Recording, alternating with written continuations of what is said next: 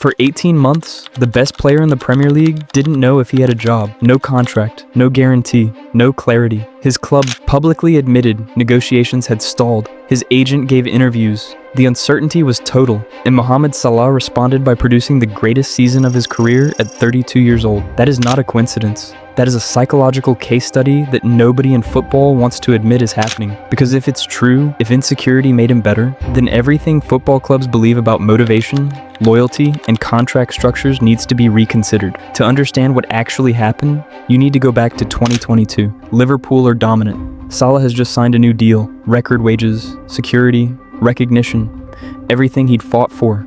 In the following season, his numbers dropped.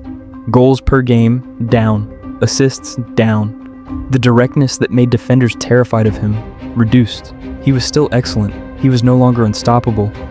Nobody connected those two things at the time. Why would they? Players sign contracts. Players perform. That's the natural order. But then his next contract expired and wasn't replaced. And something changed. Watch him in August 2024, the first game of the season, the contract situation unresolved.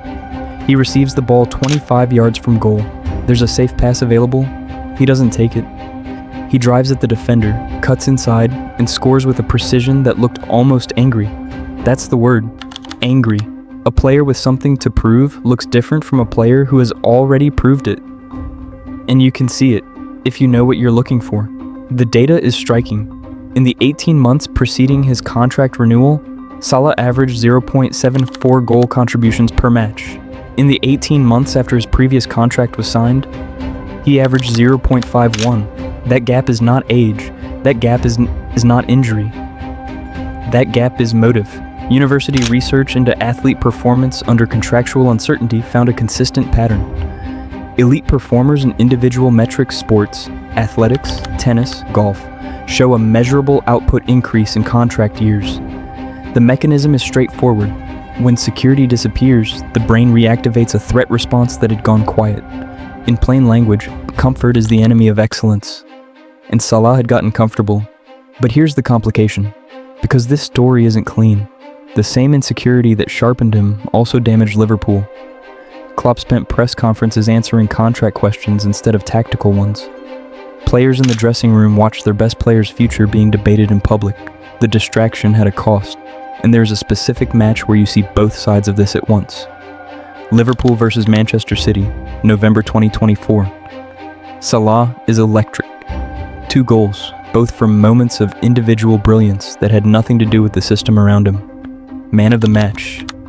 Undeniable. After the final whistle, he was asked about his future. He said simply that the ball was in Liverpool's court. Not angry, not pleading, calm. The calm of a man who had just reminded everyone, including himself, exactly what he was worth.